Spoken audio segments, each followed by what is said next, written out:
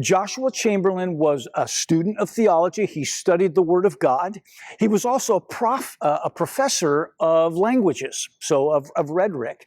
The guy was not a soldier, but that's what he found himself to be. He found himself in the middle of a war, and he climbed the ranks pretty quick, became the colonel of the 20th Maine Volunteer Infant Regiment in the Union Army when Abraham Lincoln was president.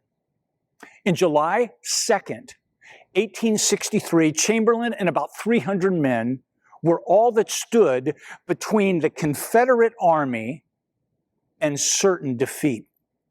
And it was in the battle that took place in Gettysburg, Pennsylvania. Gettysburg, Pennsylvania. The Confederate Army had charged him 5 different times. His men held the line all 5 times. In fact, Chamberlain took a bullet, but it hit his belt buckle, so it ricocheted off, knocked him down, but he got back up. At the end of the 5th charge, Chamberlain and only 80 men were left against 4,000 Confederates. Chamberlain received word from a young boy who was a lookout, who sat on the bluff of Little Round Top, about 650 feet up, and it gave them a great purview of what the Confederates were doing next. And what they learned was not good, because they were reforming the line. They were getting ready to flank left and to take out the remaining Union Army. And it was in that moment that Chamberlain had to make a decision, because on top of all of that, they each only had 1 bullet left. 1 piece of ammunition left. I mean, what would you have done? You've got 4,000 against 80, and you look at your gun and you've got 1 piece of ammunition left. I mean, I think it's a really good time to just wave the white flag, right? Just wave it and say, hey man, we surrender. But that's not what Colonel Chamberlain did. In that moment, he made a decision. And the decision that he made, the choice that he made, turned the tide of the Civil War and pretty much saved the Union. In full view of the enemy, now I want you to think about that. In full view of the enemy, he climbed to the top of what they were hiding behind, or they were barricaded behind, which was a wall of stone. He climbs up on this wall of stone, full view of the enemy, and he commands the remaining 80 troops, and he yells just a couple of words. He points his sword forward, and he yells, "Bayonets, charge."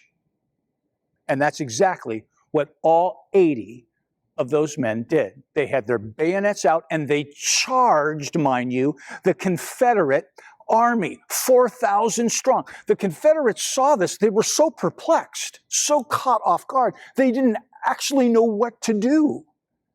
And the 80 soldiers captured those 4,000 Confederates.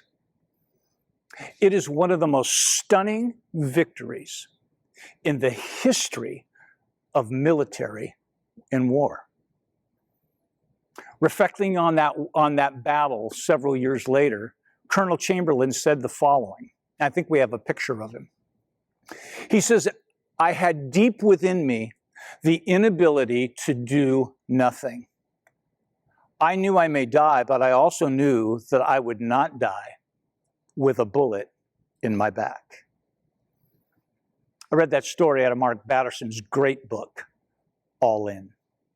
It's also the title of today's teaching, All In. You see, as Christians, we're also in a war. And like Colonel Chamberlain, if there was ever a time for the church to yell charge, if like there was ever a time, now's that time.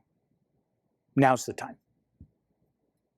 Today, the world in which we live in, the climate and of the culture that we see today requires that God's people choose to charge.